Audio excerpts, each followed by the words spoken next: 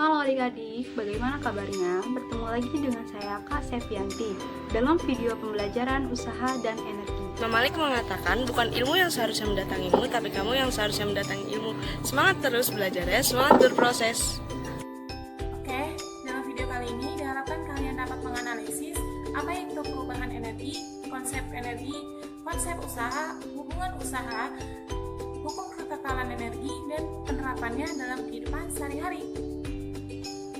Oke, jadi pernahkah kalian mendorong mobil yang sedang mogok walaupun kita sudah melakukan berbagai macam gaya agar mobil dapat bergerak dan berpindah tempat, namun mobil tersebut tetap diam?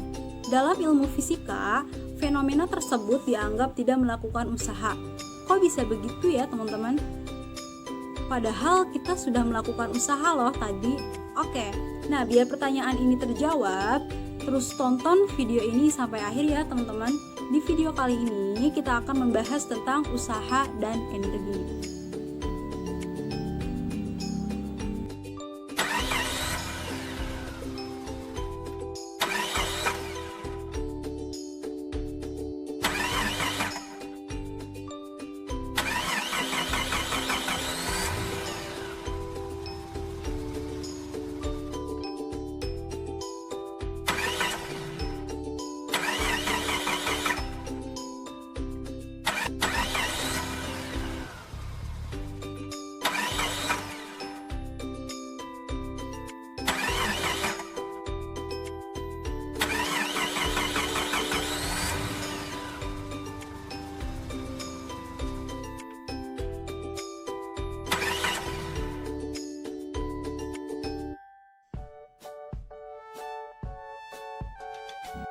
Oke, kita mulai dari usaha.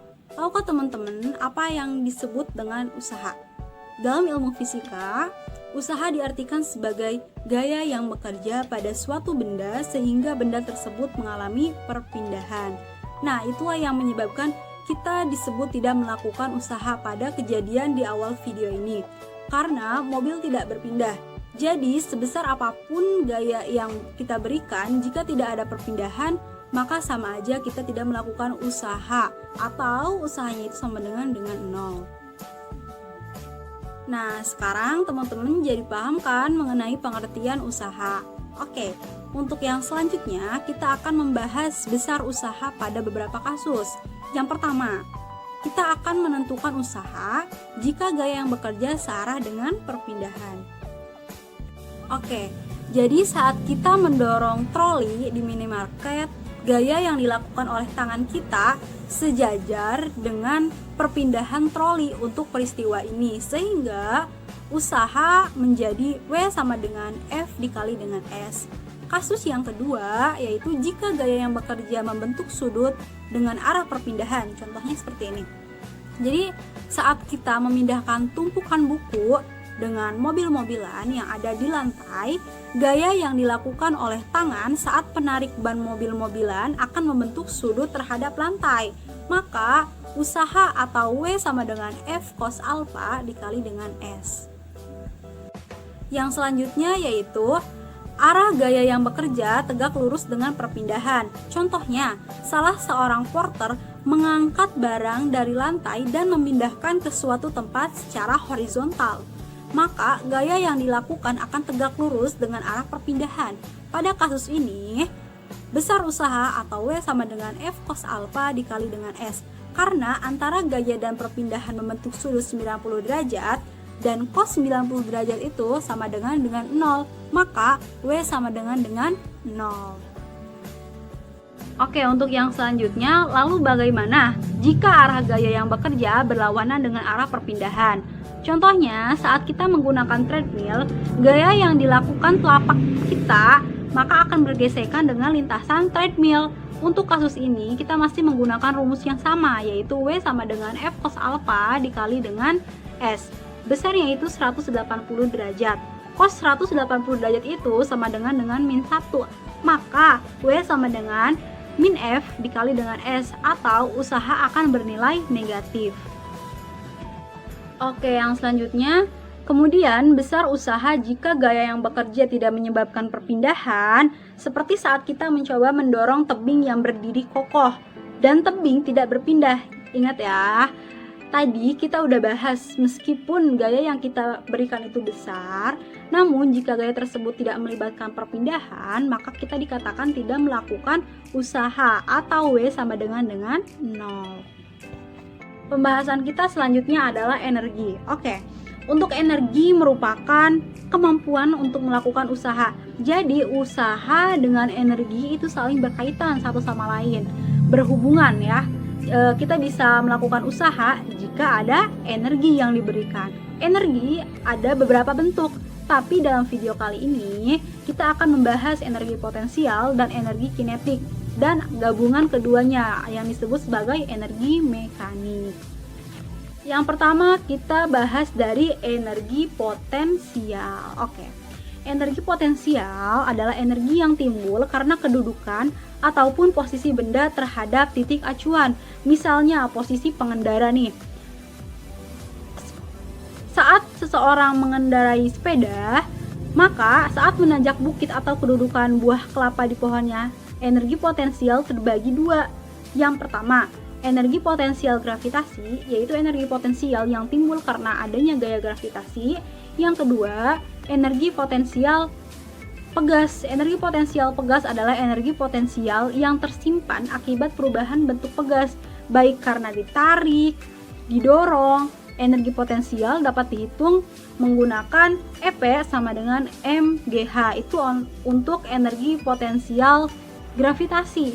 Sedangkan untuk energi potensial pegas, EP sama dengan setengah F dikali dengan delta X. Selanjutnya untuk energi kinetik atau energi yang dimiliki suatu benda karena gerakannya. Semakin cepat benda bergerak, maka semakin besar energi kinetik yang dimiliki benda. Begitupun dengan sebaliknya. Energi kinetik dihitung menggunakan rumus EK sama dengan setengah mv kuadrat. Yang ketiga yaitu energi mekanik. Energi yang dimiliki benda karena sifat geraknya. Energi mekanik adalah energi kinetik ditambah dengan energi potensial, sehingga rumusnya menjadi EM sama dengan EK ditambah EP. Jadi EM sama dengan setengah mv kuadrat ditambah mgh. Nah sekarang mari kita bahas mengenai hubungan usaha dengan energi. Oke, yang pertama yaitu hubungan usaha dan energi kinetik.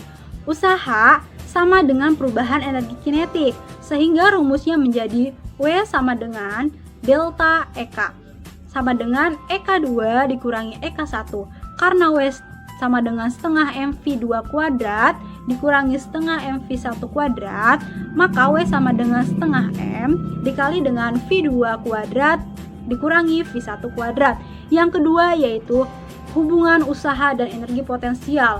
Usaha sama dengan perubahan energi potensial, maka W sama dengan delta EP. Delta EPA sama dengan delta EPB. Karena W sama dengan MGHA dikurangi MGHB, maka W sama dengan MG dikali HA dikurangi HB. Yang terakhir, kita bahas tentang hukum kekekalan energi mekanik. Jadi seperti ini teman-teman. Jika tidak ada gaya yang bekerja pada sistem ataupun jumlah energi potensial dan energi kinetik pada setiap titik adalah konstan, maka EM1 sama dengan EM2. Karena EK1 ditambah EP1 sama dengan EK2 ditambah EP2. Jadi kita perlu ingat bahwa ketika benda dilepas dengan kecepatan awal, artinya V sama dengan 0, jika mencapai titik tertinggi ataupun Vmax, itu benda akan jatuh ke permukaan tanah dengan H sama dengan 0. Yang selanjutnya yaitu kapan sih berlakunya hukum kekekalan energi mekanik? Pada saat benda bergerak jatuh, tingginya berkurang dan kecepatannya pun bertambah. Dengan demikian, energi potensialnya pun berkurang, tetapi energi kinetiknya selalu bertambah. Maka hukum kekekalan energi mekanik berlaku jika benda dalam medan gaya gravitasi dan tidak ada gaya lain yang bekerja. Seperti itu.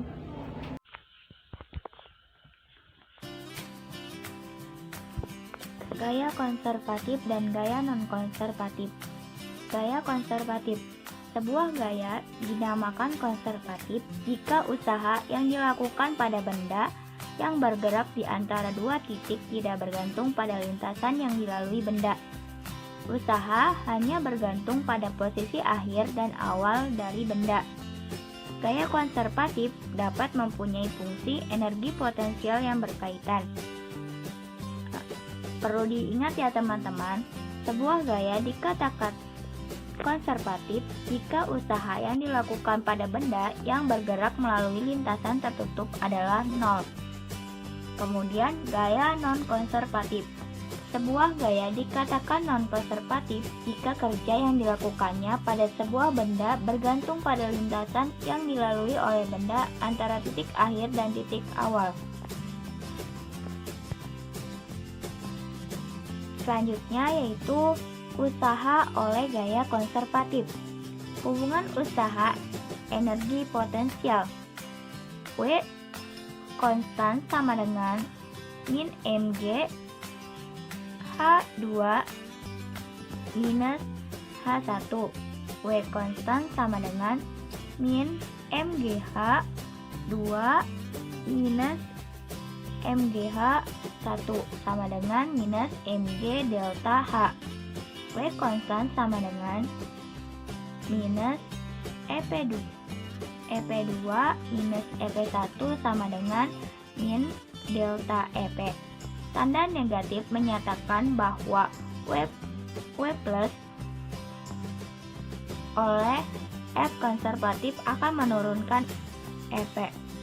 Usaha yang selanjutnya yaitu usaha oleh gaya berat. Gaya yang usahanya tidak bergantung pada lintasan. Selanjutnya, usaha oleh gaya gravitasi Newton. Usaha yang dilakukan oleh gaya gravitasi Newton untuk perpindahan dari posisi 1 ke posisi 2. Dan selanjutnya yaitu usaha oleh gaya pegas. Usaha oleh gaya pegas ini yaitu tidak bergantung pada lintasan yang ditempuh. Nah, selanjutnya yaitu usaha oleh gaya non-konservatif.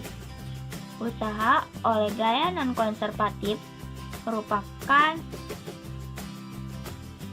bergantung pada lintasan yang ditempuhnya. Selanjutnya yaitu teorema usaha energi mekanik.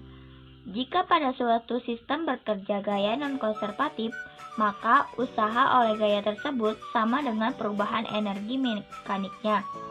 WNK sama dengan delta EM sama dengan delta EP plus delta EK. Tinjauan energi oleh sistem non-konservatif.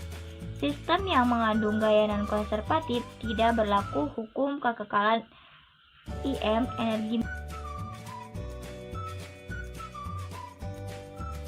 Kesimpulan pada materi tentang usaha dan energi ini dapat kita ketahui bahwa usaha dan energi itu tidak dapat dipisahkan dalam kehidupan sehari-hari. Maka dari itu semua kegiatan yang kita lakukan itu ada hubungannya dengan usaha dan energi. Maka dari itu kita harus mengetahui terlebih dahulu apa itu usaha, energi, dan penerapannya dalam kehidupan sehari-hari. Selain itu juga kita menambah wawasan, kita juga dapat menambah ilmu baru yang dapat kita terapkan dalam kehidupan sehari-hari.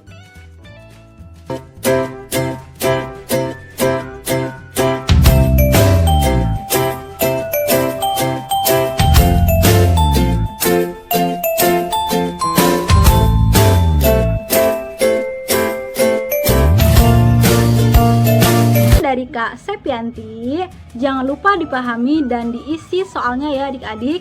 See you next time.